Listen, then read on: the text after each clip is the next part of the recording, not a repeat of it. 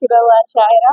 اليوم في هذه الأمسية التي يعني الشعرية، والتي كانت بمناسبة معرض التشكيلي الذي يجمع بين يعني فن البورتريه من توقيع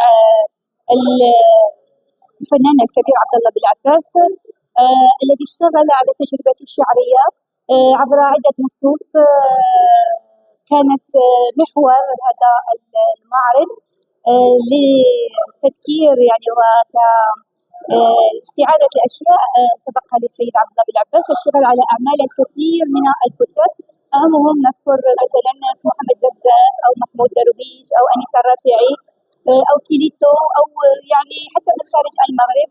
فهذه التجربة أسعدتني بالتأكيد، هذه تجربة متميزة أفتخر بها، وهي دليل على أن الأجناس الأدبية تلتقي في نهر واحد هو نهر الإبداع. كنا اليوم مع دليل على أن الشعر والتشكيل من الممكن أن يكون ثنائيا رائعا. شكرا لكم على استضافتكم. هذا المعرض هو واحد المحطة، واحد التجربة اللي بدات سنين هذه، اللي كنحاول فيها منفتح كتشكيلي على بعض التعبيرات الأدبية الأخرى. فسبق لي اشتغلت بورتريات ديال جون جوني فوق نصوص لجون جوني، عمران المالح كذلك، عبد الفتاح كيليتو. والان هذه التجربه هي تجربه متميزه لان اشتغلت مع الشاعره المغربيه ليلى بارع حول نصوص ديوانها، اشتغلوا يعني سلسله من اللوحات اللي هي عباره عن ملامح من البورتري ديالها، بالاخص النظره ديال ليلى بارع، واللي حاولت ما امكن انني ازاوجها مع نصوصها الشعريه. وهذه التجربه هي مفتوحه على المستقبل وكذلك على تجارب وعلى شعراء اخرين. وشكرا.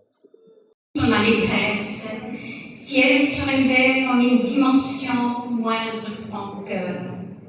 Au bord de la rivière, perpétue ta prière, et vers le courant, ayant entraîné les mots dont tu baignes, d'allégresse ta poignée, ne te retourne pas, ne le scrute pas.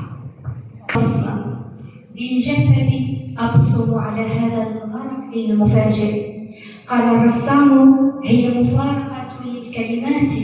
قلت: هي الشهوة، هي الكارثة المتلفعة بضبابية المعنى، هي الشهوة النائمة في أعماق النهر البالغ اللطف، هو الوحش النائم كطفل رضيع، كشاعرة أكتفي بالإشارات وأمر متخففة من الغلو الرمادية التي تعلو وجه الجبل. حتى القادمين من ليس باله، من يرقب طمعا، الشارد في موكب جنازة، السائل في حمارة الحاجة، أصابع نحن من ماء نعجن الوقت ننفر الضوء.